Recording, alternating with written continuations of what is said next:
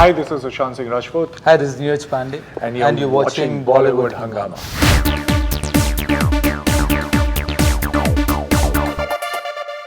Well, it really happens that a promo generates such an immense curiosity about a film, and especially when it is a national hero. We're talking about MSD, the Untold Story, and we have with us the director Neeraj Pandey and Sushant Singh Rajput, who has totally recreated Dhoni like amazingly, especially the physical transformation and the way he's playing cricket. So huge pleasure to have you guys on board now, first of all. So my first question to you will be that in the last 10-15 years, if you look at it, especially in say Hollywood, for example, many of the biopics, they've worked like very well. Be it The Beautiful Mind and be it Wolf of the Wall Street. Sully has just released, and it's a brilliant film as well. How do you look at this entire like phenomenon of biopics, which is working very well? Many have got Oscars as well. Some have not worked, like the Steve Jobs, the first one. It totally backfired. So how do you look at this entire phenomenon of biopics, which is working mostly, say, abroad, and maybe at times it doesn't? So there's a bit of a catch-22 situation. It's easier to identify with these stories. You know that it's based on someone who's existed. It's obviously fictionalized to a certain degree from the storytelling point of view. But you know that there's a strong reference point, and their journey is always very inspiring, and there's so much to learn from these stories. Right. So there's an auto connect, I feel, with biographies and biopics. Having said that, yes, you still have to get it right. I mean, and you have to get it right, and how? Because there's so many people who know that story already. In our case, it was doubly difficult because there was a player who was still playing for the national side, and he was playing internationally also. So, barring that little bit of interesting challenge that we say, it was exciting. Yeah. When you see the promo, we've already seen that you what you've managed in Kai Poche. You've told us before as well that you used to play cricket, and that's something that comes quite naturally to you, because it's very important that apart from being an actor, you have to look like a player, and you have to the body language has to be right as well. Yeah. And I was reading that what all you went through in terms of just preparing for it.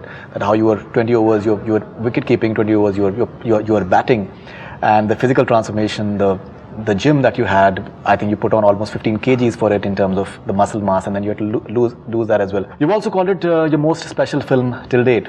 Yeah. How's been the Dhoni experience for you? I call it a special film because I was always a big fan. I remember I was in my first year of my college, and it was my mid-semester going, when I bunked my exams just to watch India-Pakistan match, and that was the same match when he played 140 odd runs. So I was watching this guy with this swag, long hair, and hitting everybody for sixes. So from then till now, I've been a big fan. And one thing that has intrigued me for all these years was how does he think? What is the reason? Why is he the way he is? So to understand that's why it's a special film.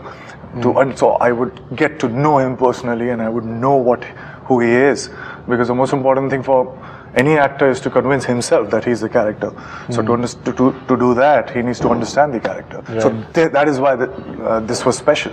Apart from that, I mean, like, it was so much fun that it didn't seem like working hard. And cricket is something that, although I was never trained, I was never selected in my school team also.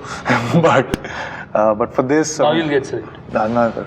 Plan B is cricket. If acting doesn't happen next year, I will be in some team for sure. And yeah, so after we discussed everything that I'm supposed to do and the intent of the script, so it was the character building, and then cricket was obviously till 30 minutes, whatever in the film the cricket is, I need to look like him, because I realized that I could still play good cricket but cannot be convincing if I don't remind you of MS.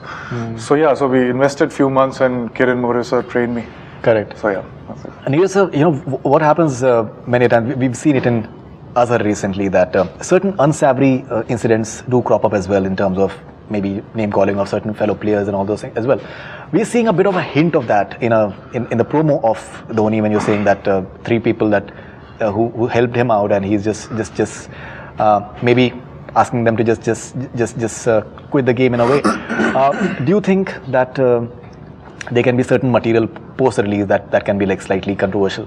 I don't think so at all. I mean, there's a rationale behind that particular scene in the film, and the intent was never to run down anyone. You're talking about a batch of players who were at their prime and they served the nation well. I don't think any of us are in a position where we would like to run them down and their achievements. We are matured enough to handle that bit at least. We had to portray a certain point of view of the guy who was leading a team at that point of time. It's an interesting take more on the way his mind was working at that point of time rather than anything else that you're assuming right now.